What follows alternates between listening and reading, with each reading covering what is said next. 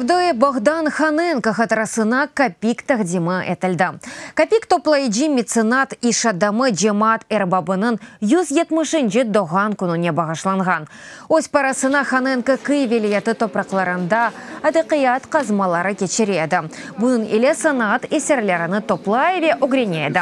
Umur arkadaşı Varvarevi onun ortak toplamında çeşit asırlardan kalgan Avrupa'dan ve Asya'dan eksponatlar var.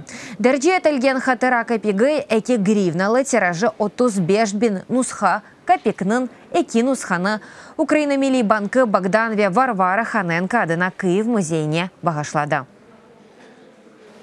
Ця людина для Києва і для розвитку української культури. Бу адам Киев шері ве Украина медениетінің инкишафы үшін пек чоқша япты. Чоқ еллар девамында ұнытылып қалған сон Ханенко қорантасының адлары Киевнің медени харитасына тек 1999 сенесі қайтарылды. О заман музейімізге советлер вақтындан қалған еді, еріне тарихи ады қайтарылған еді.